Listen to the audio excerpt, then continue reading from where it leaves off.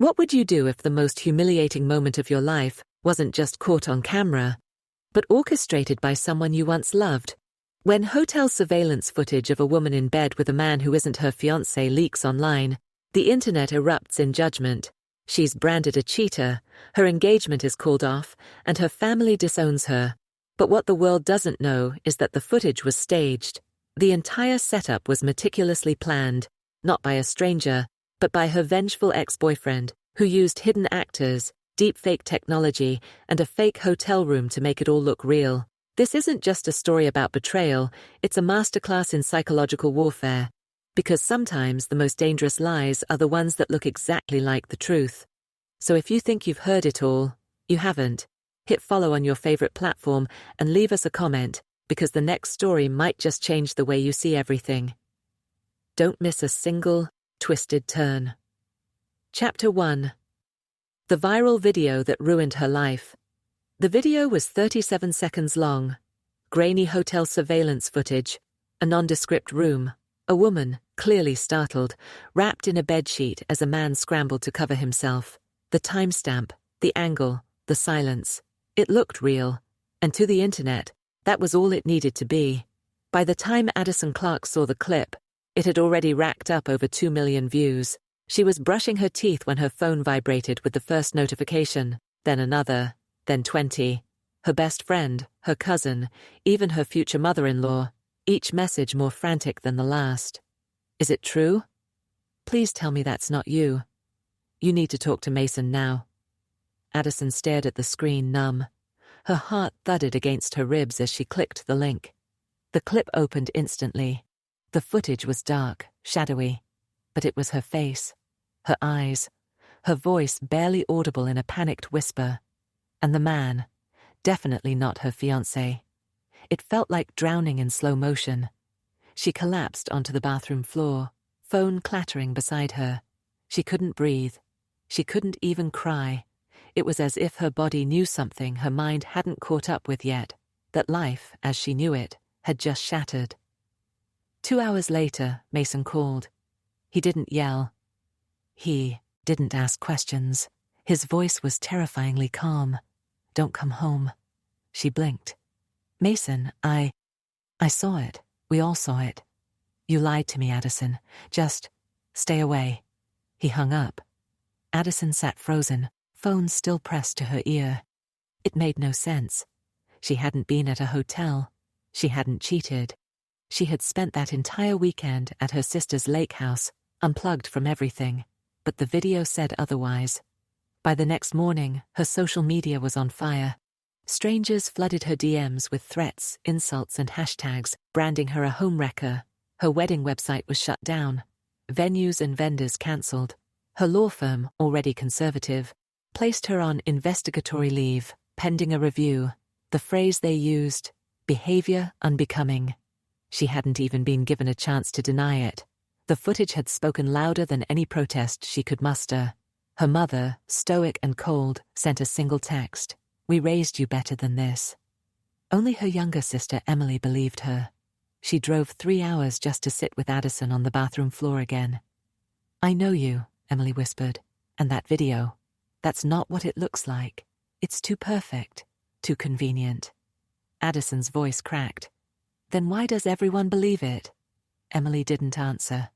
The truth began unraveling 3 days later. It started with a single detail, a watermark in the corner of the video, barely visible, but there.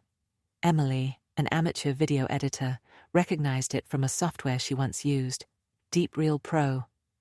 That's not hotel surveillance, she said. That's an overlay. They paused the clip frame by frame. The shadows looked right, but the angles were slightly off. The room's furniture didn't match the floor plan of the hotel the video claimed to be from. Even the sound, a faint moan and shuffle, seemed oddly looped. Addison leaned in. Are you saying this was faked? I'm saying it was staged. Or worse, deepfaked. But who would do something like this? Addison didn't have enemies. She wasn't famous. She worked corporate law, lived in a modest apartment, and rarely posted online. That's when Emily said it out loud. What about Liam? Liam Reyes, her ex. They'd dated for 3 years in college.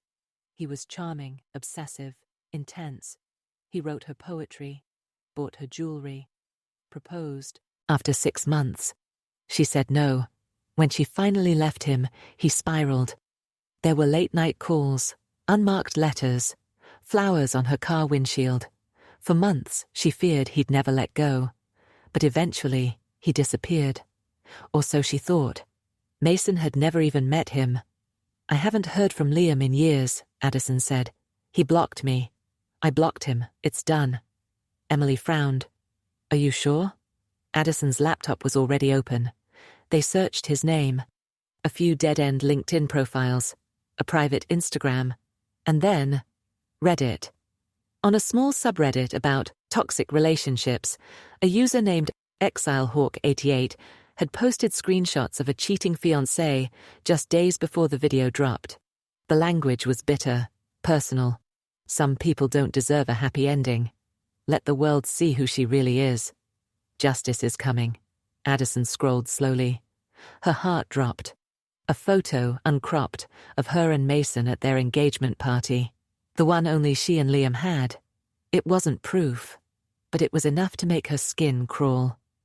Emily reached out to a friend in cybersecurity. They ran a metadata analysis on the original video clip, downloaded from one of the first upload sites. The findings were chilling.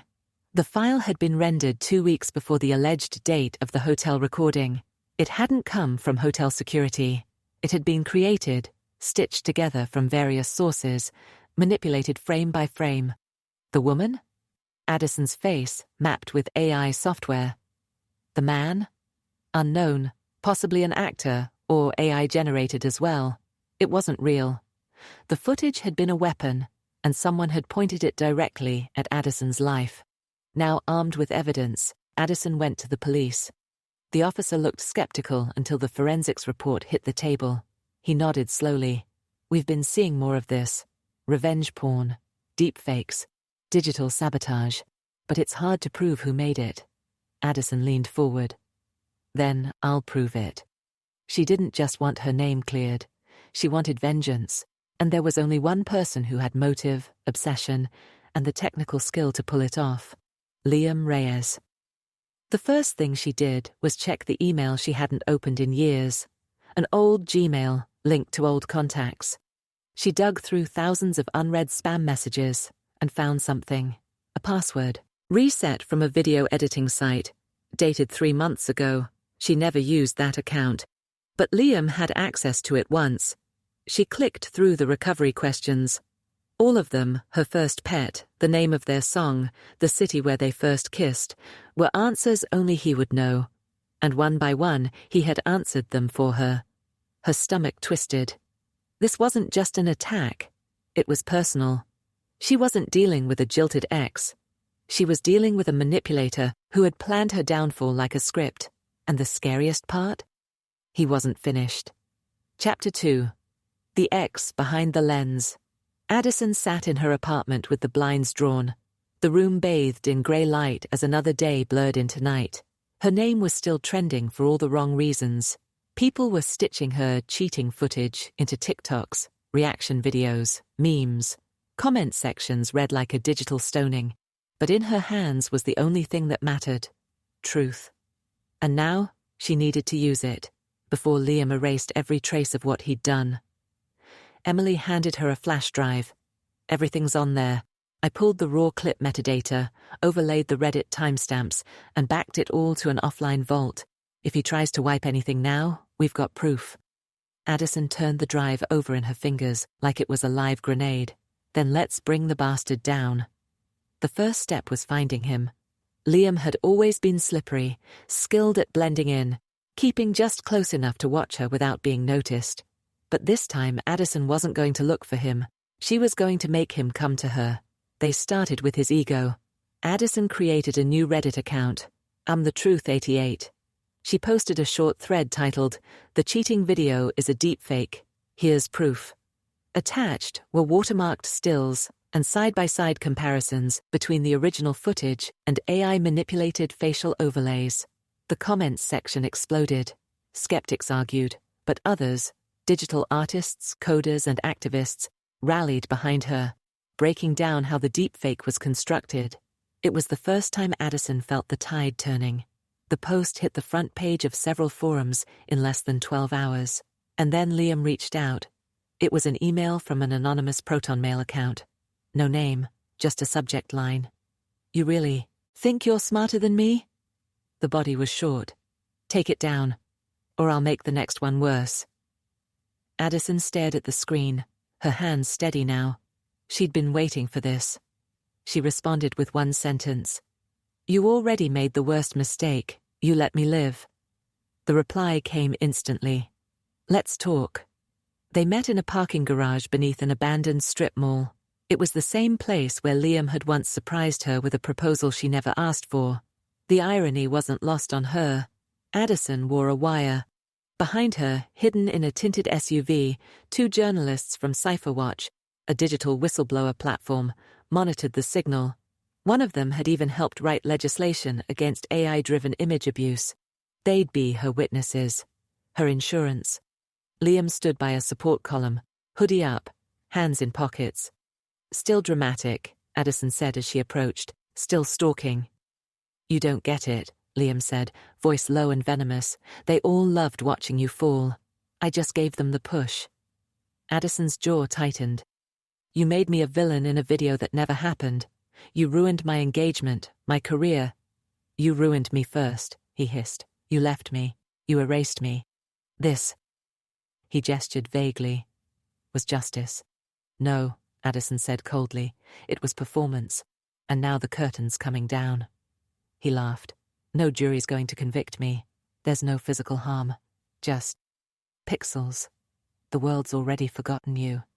Addison took one step forward. "I didn't come for a jury, Liam. I came for a confession." He paused. "This isn't a game." "Then why did you play it like one?" She turned and walked away. Behind her, Liam shouted something, but the microphone had already picked up the one thing they needed. "You were supposed to break. You weren't supposed to fight back." The journalists published the recording with a damning article. "When deepfakes become a weapon, how a woman's life was digitally erased by her ex." The impact was immediate. Major news outlets picked up the story. Addison's name now trended under a new banner: Justice for Addison. Legal experts began debating how outdated laws had failed to protect her. Civil rights groups issued public statements, and the police reopened her case.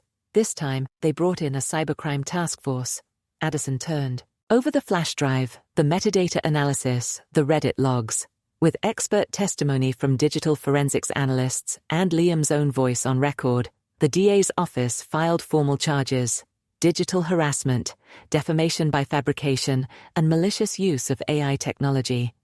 He was arrested within 72 hours. But Addison wasn't done. She knew how quickly public attention shifted. One week, it was her story. The next, it would be someone else's.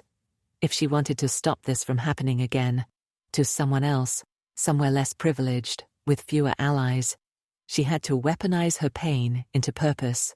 She filed for a civil suit, not for money, but for precedent.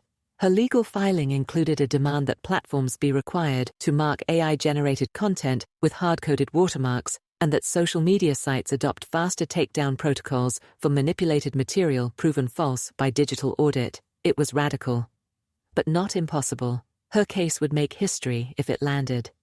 Meanwhile, Liam fought back the only way he knew how: manipulation. He claimed Addison had set him up, that she was framing him in revenge for an ugly breakup. He painted himself as a victim of cancel culture, but Addison's receipts ran too deep. His alternate accounts were traced. The software trail led back to a stolen license in his name. The mask was gone. He wasn't the wounded poet anymore. He was a cybercriminal, and Addison was the one who stripped him bare.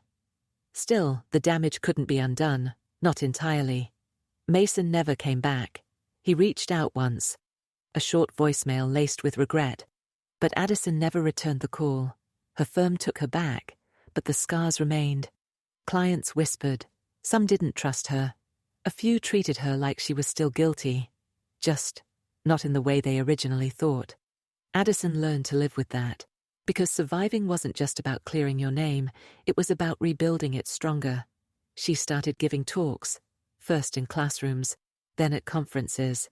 She partnered with AI accountability groups. She stood on TEDx stages and told the world, "We built technology that could bend reality, but forgot to build ethics to protect the people in it."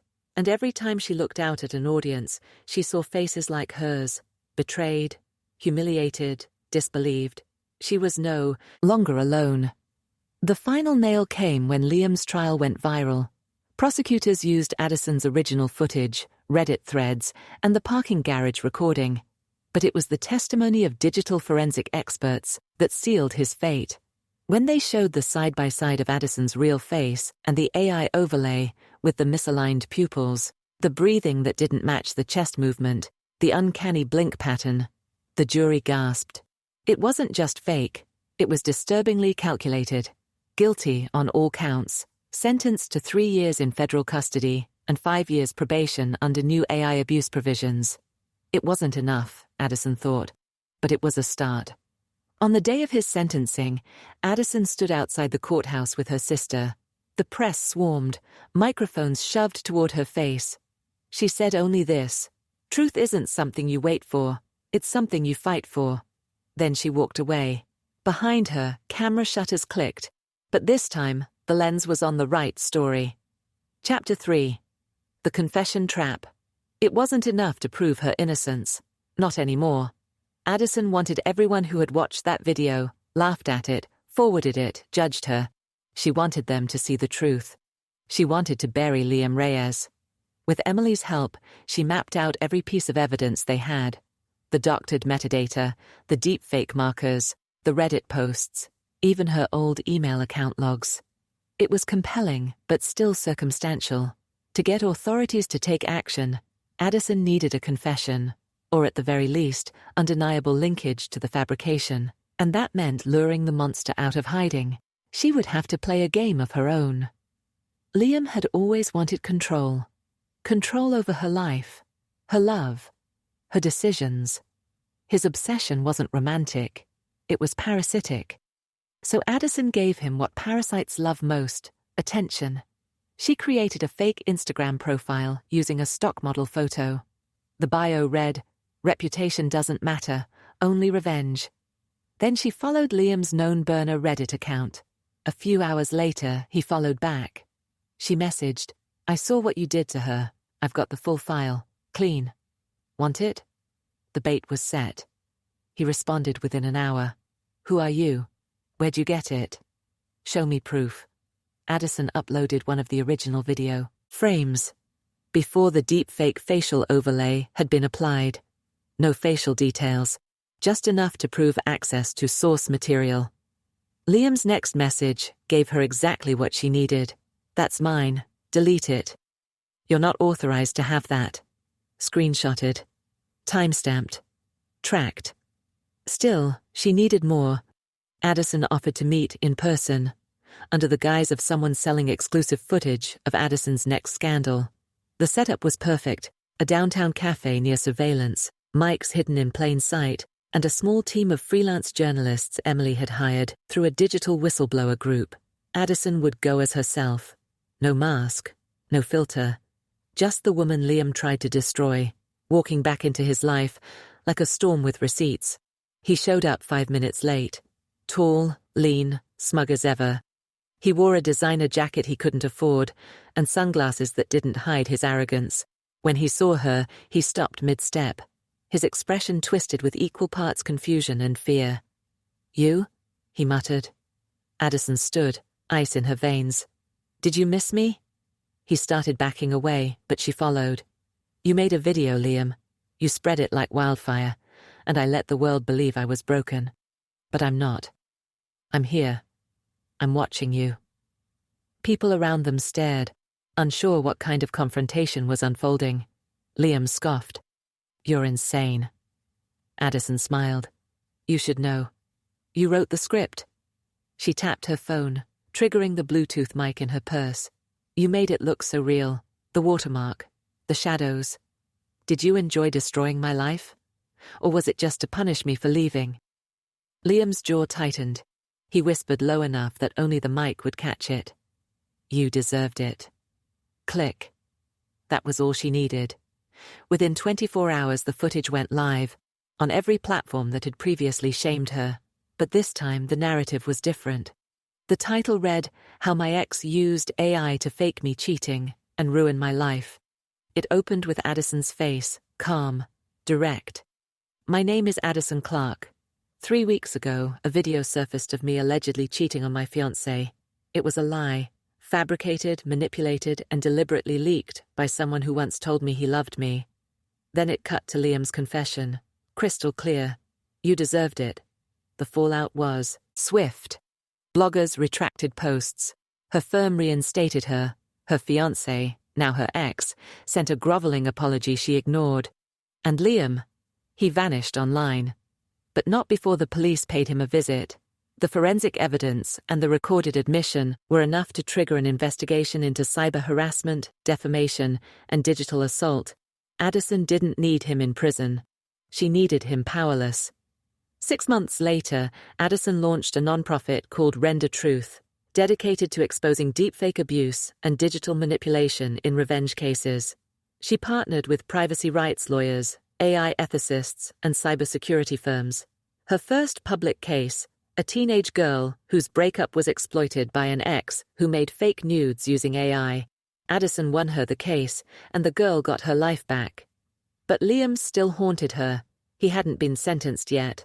The trial was slow, digital crimes still being a grey area in prosecution. But one thing was clear. The court of public opinion had turned. And Addison.